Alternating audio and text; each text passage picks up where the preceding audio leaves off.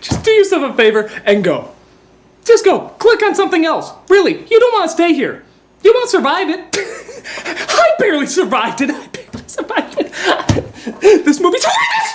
It's horrendous! It's just ungodly, unnatural. If a piece of took a piece of and that piece of took a piece of and that piece of took a piece of and that piece of took a piece of and that piece of made a movie and that movie took a piece of this is a piece of you would see!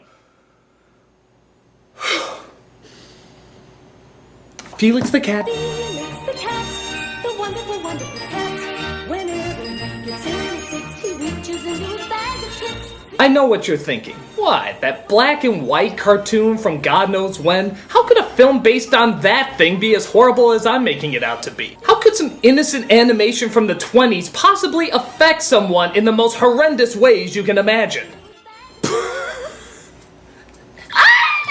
You've been warned. Okay, so we start off this movie with, you sure you don't want to turn back? There's still time. I'm sure Angry Joe has a good video. Okay. So we start off this film about the classic 2D animated character with, of course, some classic 2D animate what the octopus. Oh, hi everybody! Glad you could make it. And hundreds of screaming kids go running out of the theater. You see, I just got back from the land of Oriana. Wow, you almost had actual lip movement there that time. Keep it up, and your mouth might actually close a few times when you say a sentence. Come to think of it, I don't even know if I could get back there myself. And in case you're wondering, no, there's no other 3D animation in the entire picture. So really, this is completely pointless. It's like watching that annoying Mario head at the opening of Mario 64. Yeah, it looked nice then, but it's awkward and disturbing now. Which one of our voices is more annoying? Don't make me choose! Okay, so after we're done with cat headroom, we finally get our title, Felix the Cat. Yay! We then see the land of Oriana, where Princess Oriana, bit of an ego trip there, is busy running her country when she's suddenly interrupted. I hope I'm not disturbing you. I always have time for you. This increase in credits you've decreed, it's just unheard of. I'm so glad you agree. Oh, it's happened. I should have known. I saw all the signs. This movie's gonna hurt.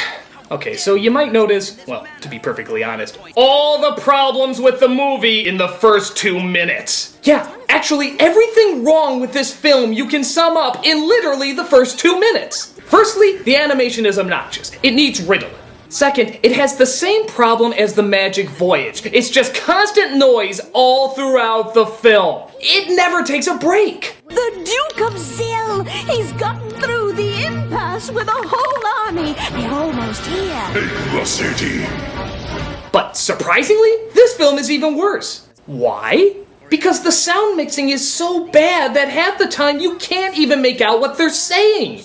But they blocked the tracks. Cosmic Palladium. Quiet, Pearl, they'll hear you. Give The Magic Voyage some credit. I at least heard every piece of dialogue that was written. Third, the lip movements almost never match what the characters are saying. Look at this scene. The guy never closes his mouth. I will delay them for as long as I can. I'm old. They won't harm me. How's he form consonants? But hey, seeing how we can't hear what the characters are saying half the time anyway, I guess it doesn't matter. Pray for the apocalypse, people! We have 80 more minutes of this. Okay, so what I could gather over the underwater audio is that the princess's uncle, named Zill, That's a name no one would self-apply where I come from. is in the process of taking over her kingdom. May I remind you, Princess Oriana, that since you disbanded the army, there is now no defense against such a possibility. Thank you, Grumper. I don't need to be reminded. Clearly you do, because that was a pretty move. You got rid of your entire army? Who does that? Princess, why did you dispose of our army? Well, when in the history books has anybody ever taken a government down? You're joking, right? And even if someone did try to break in, I would just hold my dress on both sides and think happy thoughts. Doesn't that sound the most logical? This conversation makes me feel drunk. So they tried to get her out through a hidden tunnel, but the Doctor Who robots are close in on their tails. We can't let the cube see us. So they outwit the evil boxes. Oh, don't you talk about my boxes! I like boxes! And come across a room where a machine that can jump dimensions is kept. I do hope the Demensporter still works. It's so old. Wait a minute, so old? You mean you have an ungodly powerful dimensional transporter and you never use it? What the is wrong with this? I've been using it to make hot chocolate. But the machines grab her before she can get it to work. Princess, the palace is under siege!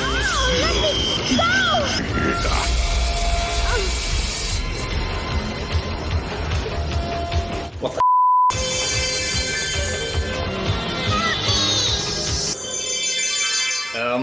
Thank God that 1980s music video tear suddenly turned gold and activated the machine. It happens! Good buttery her tears are incredible! I mean, if that's just what they can do, imagine what her snot could be capable of! So the tear goes to a totally different dimension. On its own, it's alive, yeah. And it looks for a dimension not nearly as strange or surreal as the one they're currently in. Does it come to our world? Well, I'm gonna say no on that, because even though it looks like our world, there's cars in it like our world, and there's even humans in it like our world, there's a talking cat who walks around with everyday people and carries a magical bag that he can somehow morph into anything. So clearly, it's not our everyday, normal world! Why does this get me so angry? Well, because it raises the question, why the do we have a different dimension in this movie? Why couldn't Felix just be in Oriana, the strange world? He's already strange! He's a talking cat! It's not like the real world meets something odd and whimsical, it's weird ass meeting weird ass. So this plot point has no purpose. It's just wasting time. Something you'll find this movie is very, very good at.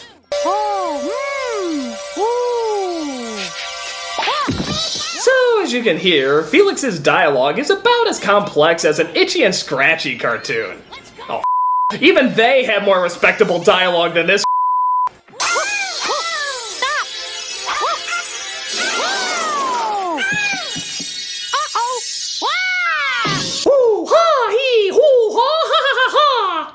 So while Felix is chasing the magical flying golden tear, someone had to write that. Two scientists are watching him because apparently they want control of his magic bag. Yes, Uncle. This must be something really big, if he's got his bag. Yes, the bag. I've always wanted that bag. Perhaps this is an ideal opportunity for me to acquire it. So, this may sound weird, but I think Felix the cat has way too much story. There's like a million things going on at once in this movie. You're not directing Inception, it's Felix the cat! Sly as a fox, you got me under your spell. Does this really warrant a song? It's just some foxes looking at a bag. Why does this lend itself to musical accompaniment? You just outfoxed yourself the way I knew you would. They must be learning from the Randy Newman School of Pointless Songwriting. Foxes, they like looking at bags, and then they walk away so their tails are gonna wag. You pay Randy now. He follows the tear down a hole where he sees the remains of an old mine. I think I'm starting to fall for you. Boy, could you use a Big Mac, huh?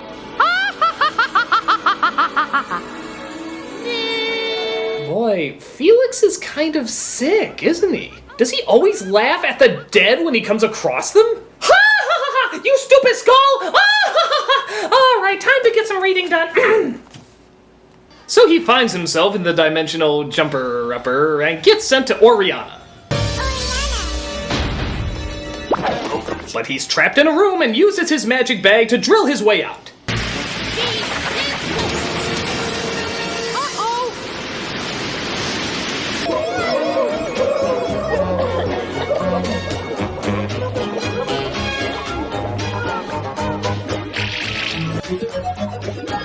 Okay, this is making the yellow submarine look sober. It's just pointless nonsense on top of pointless nonsense! In fact, what was that line used to describe iocane powder in The Princess Bride? It is odorless, tasteless, and is among the more deadly poisons known to man. Yeah! That's this movie! That's this movie!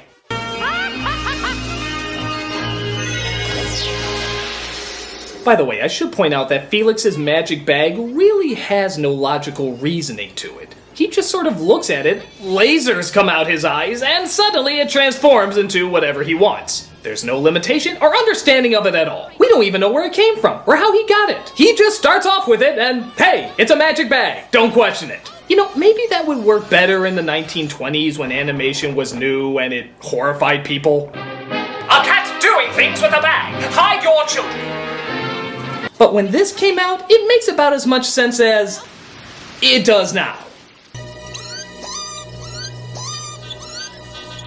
Howdy, stranger. I speak for the trees. Why don't you just follow me? By yourself, you can get in a lot of trouble out here.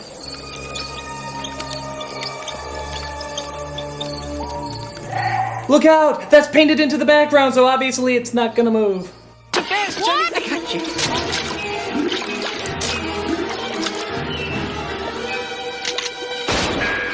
But the old man traps him in a cherry and hands him over to a circus entertainer who wants to exploit his magic bag. Meanwhile, Dr. Wily and Dr. Honeydew try following Felix to see if they can capture his bag as well. Felix is definitely over his head this time.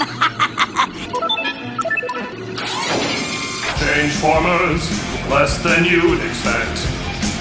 While that's going on, the entertainer tries to force Felix to show how to use his magic bag. What is your name? All right, let's try again. What is your name? What is he doing? That's real good. Listen, pussycat. You want to eat?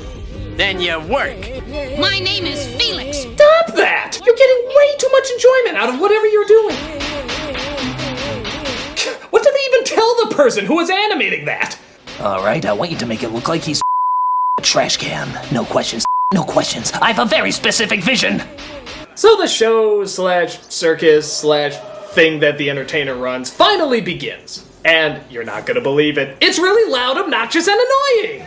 Who is our boss? The Duke of Syracuse. Who never gathers moss? The Duke of Syracuse. What the Okay, I have no idea why they just showed her face right there, but let me tell you, it sums up the movie. That's the face I'm gonna make throughout the entire flick.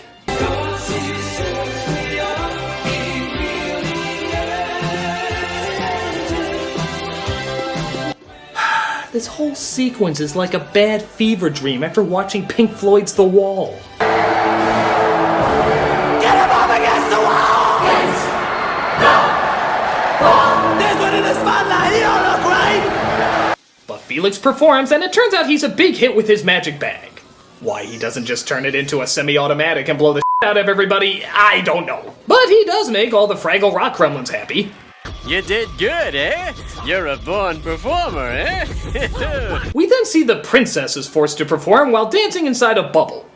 Bubbles!